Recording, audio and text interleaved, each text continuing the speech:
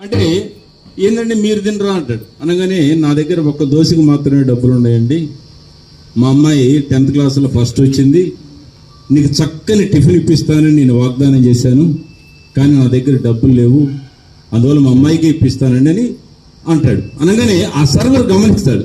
గమనించిన తర్వాత, ఏమంటే మీ అమ్మాయి స్టేట్ ఫస్ట్లో వచ్చిందంటున్నావు కదా, మీకు కావాల్సిన టిఫిన్ మొత్తం తినండి, ఆ బిల్లు నేను కడతానంటాడు.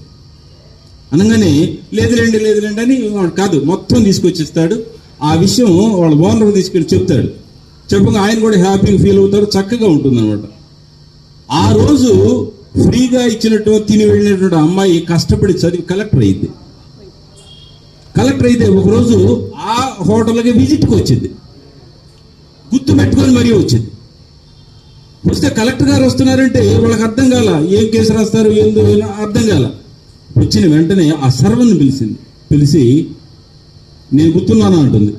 అమ్మ నాకు గుర్తులేదు, ఆ రోజు 10th క్లాస్లో ఫస్ట్ వస్తే నువ్వు నాకు టిఫిన్ ఇప్పించావు, నీకు కావాల్సినటువంటి ఏమి కావాలో అవన్నీ అడుగంటే ఇల్లు లేదమ్మా, మొత్తం ఏది కావాలో క్షణం మీద శాంక్షన్ చేసింది, క్షణం మీద అనమాట. అంటే ఒక చిన్న సహాయం ఆయనకి ఎంత పెద్దగా ఉపయోగపడిందో ఆలోచించండి. నేను చెప్పేది అదే అనమాట. సహాయం చిన్నదైనా పెద్దదైనా చేసే మనసు మన దగ్గర ఉంటే అది మనకి ఎప్పటికైనా గుర్తుంటుంది, సహాయం చేస్తూ ఉంటుంది అని మనం